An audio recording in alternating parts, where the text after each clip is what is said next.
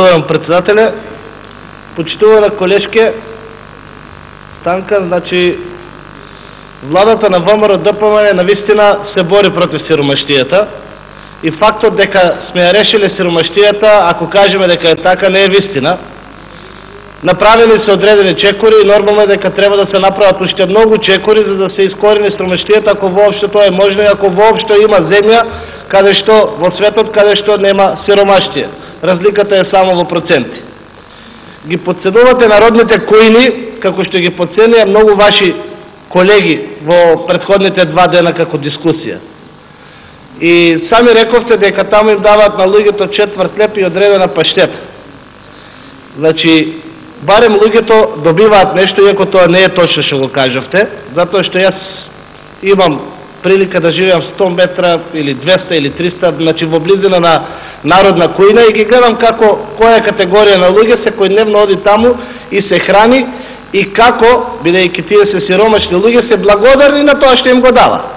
Јас знам дека вие сигурно не се храните со четврт леп и паштета, меѓутоа, или пак и ние, значи спагаме тука сите пратеници, треба да бидеме објективни, меѓутоа има луѓе кои што навистина не можат да се ја купат ни таа паштета, ни тој четврт леп. И тоа што го дава државата е добро, иако пак не е доволно. Значи мора да правиме одредени програми и така натаму со кои што првенствено треба на тие луѓе да им обезбедиме една нормална работа, за да не би оделе или не би дошле во ситуација да се борат да одат да чекат во ред за воднародните коини. Кога веќе зборуваме за Источна Македонија и за борбата против сиромаштијата и иселувањето, сами сте свесни дека иселувањето во Источна Македонија уште од 70-те години, не е од власта на ВМРО-ДПМН, исто како што претходно тоа било тренд во Битолско-Ресенскиот дел, и така да немојте, бидејќи јас доаѓам од Струмица, кој е поготово под горието на Беласица е познат печалбарски регион, и тие луѓе се таму веќе по 20, 30, 40 години во Швајцарија, во Германија и така натаму. Ако и не би биле тие луѓе таму, сигурно нема да се случише и градежната експанзија во Струмица, и бидејќи беше изнесе една купа лаги тука од говорницата за мене, јас само ќе ви покажам две фотографии.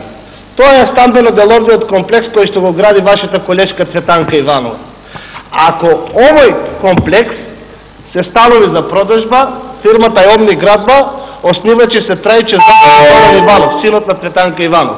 Ако е толку сиромашна државата, како тоа се градат огромни згради, на кој ќе се продаваат тие згради? Јас се извинувам колешката сега влеза. Благодарам.